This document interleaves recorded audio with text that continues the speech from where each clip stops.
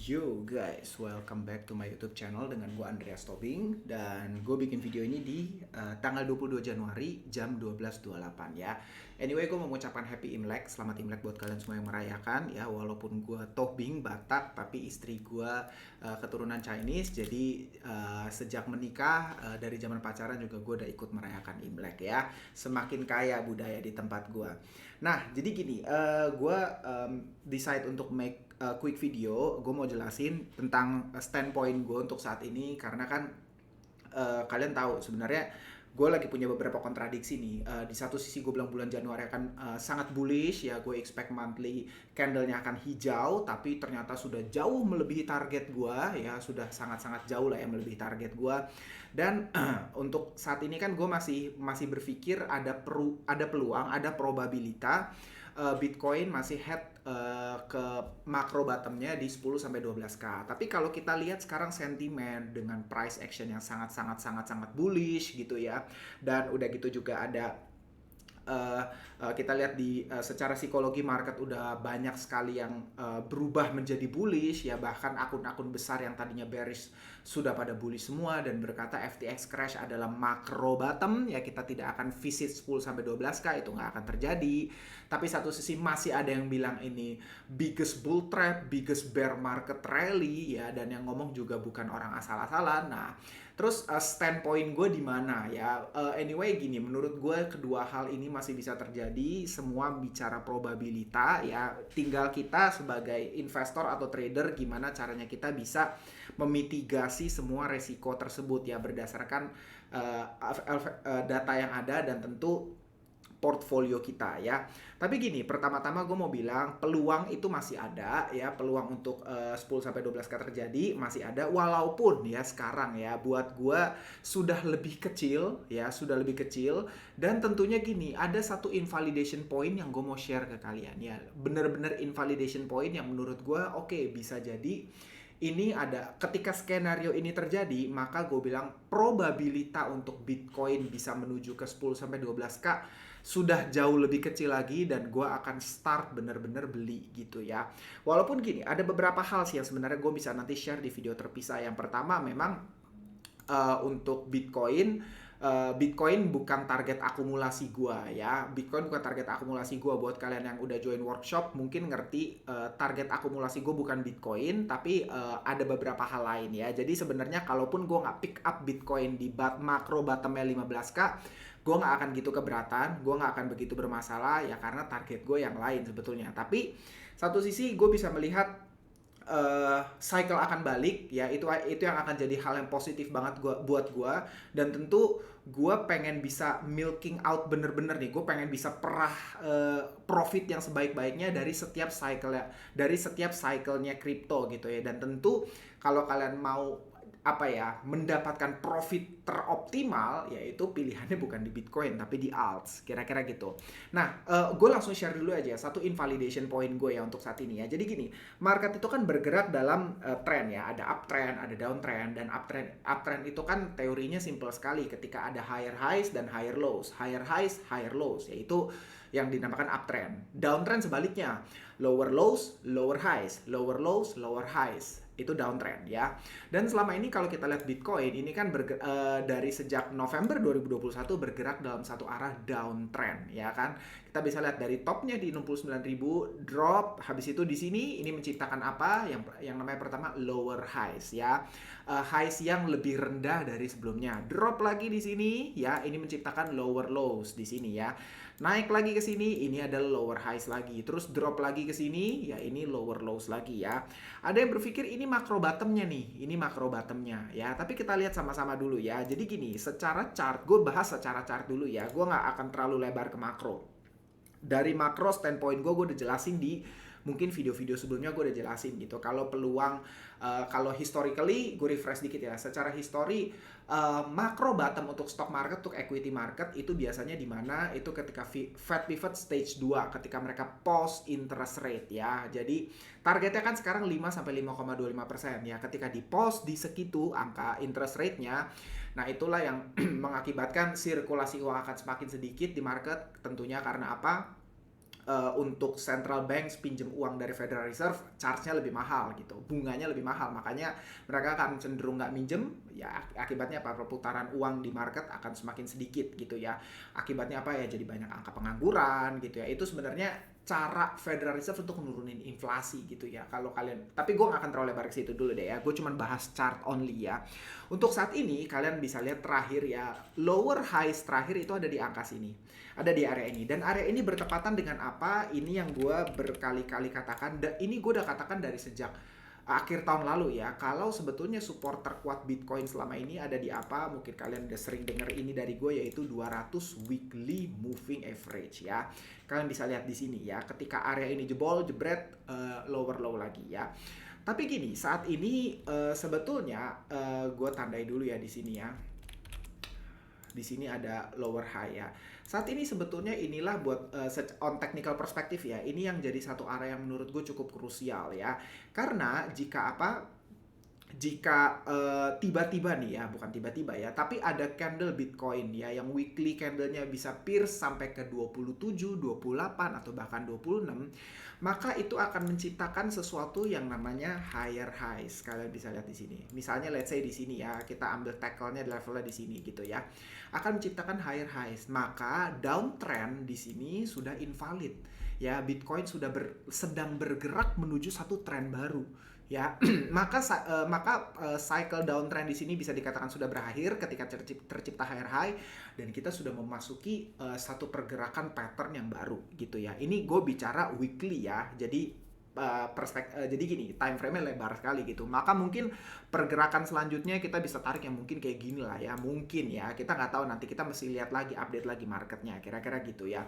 Ini akan jadi invalidation point gue ketika benar-benar tercipta higher high ya. Ini by the way, ini secara chart ini akan jadi invalidation point gue. Walaupun untuk saat ini buat gue, kita semua perlu waspada di area ini nih ya, di area sini. Ini gue tandain lagi, ini lower high yang sebelumnya ya, kalian bisa lihat ya.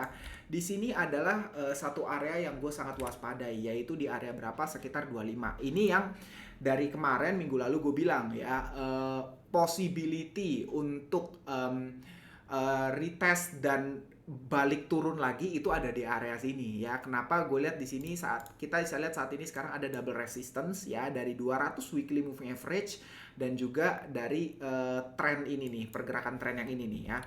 Jadi waspada banget sama area sini ya. Gue personally nggak akan terlalu berani spekulatif. Mungkin bisa jadi gue open short lagi di area sini ya, walaupun kemarin di awal bulan ketika dari akhir Desember gue bilang Januari effect akan terjadi, gue sudah cetak profit dengan sangat baik karena banyak sekali yang gue long gitu ya, dan semuanya profit.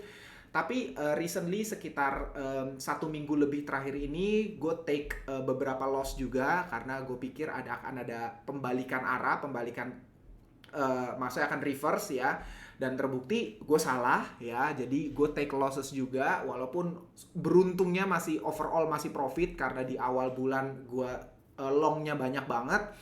Jadi gue masih profit, tapi ya itu, trading memang seperti itu. Gue udah bilang, yang saat ini membuat gue masih sideline adalah ego gue sebagai trader yang menunggu bottom price benar-benar untuk gue bisa catch gitu ya. Tapi balik-balik gue bisa salah, gue sangat bisa salah, dan gue sudah siap dengan resikonya ya. Gue sudah siap dengan resiko jika gue salah, dan gue sudah punya plan lagi, rencana berikutnya jika memang ternyata ini macro bottom ya, apa yang akan gue lakukan selanjutnya ya. Jadi gini, pertama kita bisa lihat, buat gue ini udah gue bilang, ini akan jadi satu level yang sangat possible untuk ke retest dan habis itu ke reject untuk pullback terlebih dahulu. Tapi kembali ya, market gak ada yang tahu, sekarang lagi bullish luar biasa, sangat-sangat luar biasa, sangat-sangat luar biasa. Kita lihat sama-sama ya. Nah, tapi gini, kalau misalnya ternyata tercetak higher high ya, tercetak ini higher high di sini, gue tandai dulu lah ya.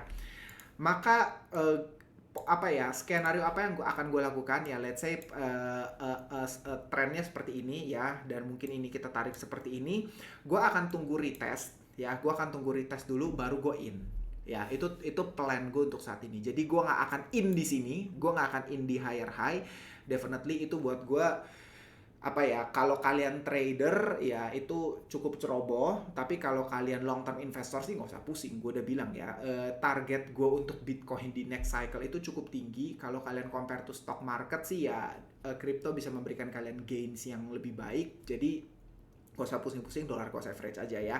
Tapi gue akan tunggu pullback terlebih dahulu untuk create higher lows ya. Jadi di sini mungkin gue tandai lagi ya, higher lows. Ketika masuk tercipta higher lows ya, disitulah gue akan entry ya.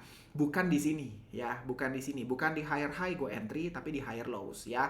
Tapi balik-balik ini harus invalid dulu ya. Ini harus invalid dulu, tren baru tercipta, gue entry di higher lows-nya. Kira-kira kayak gitu ya untuk saat ini ya, balik-balik. Tapi jika memang tercipta higher lows ya, gini, in general ya, gue kan sudah sempat bikin video di awal tahun banget nih ya. Gue di TikTok gue sempat share tahun ini gue bullish untuk Bitcoin. Target gue adalah di tahun ini mungkin di end of year sekitar 30-35 itu akan jadi target gue.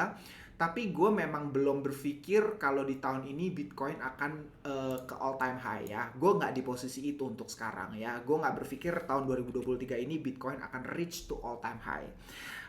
Personal prediction gue all time high akan breach ya di sini ya, 69.000 akan breach between mungkin semester 2 tahun 2024 atau mungkin 2025 ya. Personally gue ada di posisi itu ya. Untuk tahun ini gue sama sekali nggak expect Bitcoin akan breach all time high ya. Tapi kalau kita cari pola ya, kemungkinan ya menurut gue tahun ini akan mimicking ya, maksudnya mengikuti pergerakan yang ini. Nih ya, yang ini gue tandai dulu, ini merahnya ya, dan di sini ini akan jadi menurut gue akan mengikuti pola ini ya. Ini akan jadi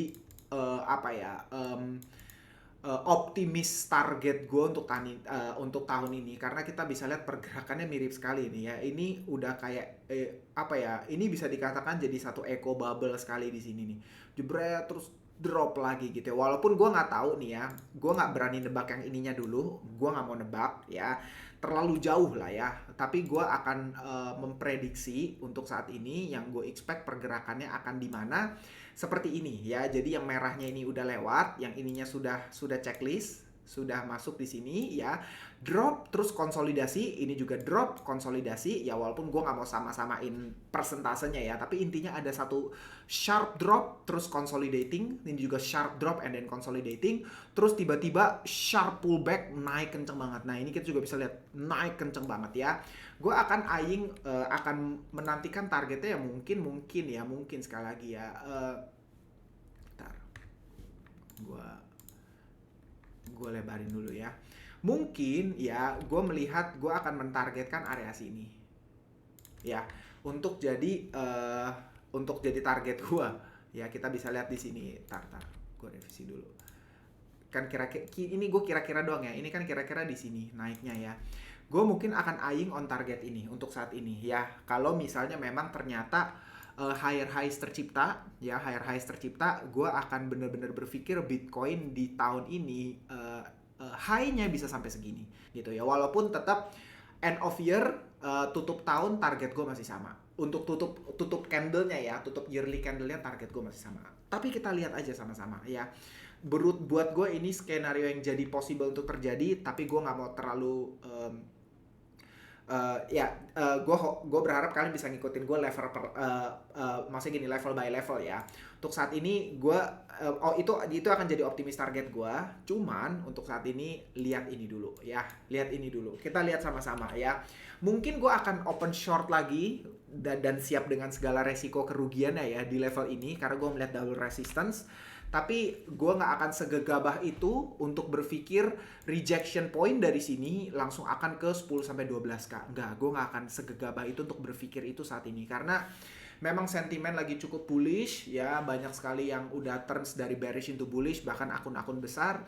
Dan kita lihat sama-sama apakah ini bisa play out lagi dengan baik atau tidak ya, kira-kira seperti itu ya. Tapi definitely strategi gue, kalau misalnya ternyata higher highs tercipta, gue akan cari higher lows and then gue entry gitu ya. Kira-kira itu dulu yang gue bisa share untuk saat ini. Dan kalau kalian ada pertanyaan atau discuss, silahkan leave comment ya. Nanti kita bahas sama-sama ya. Anyway, see you in next video. Bye-bye.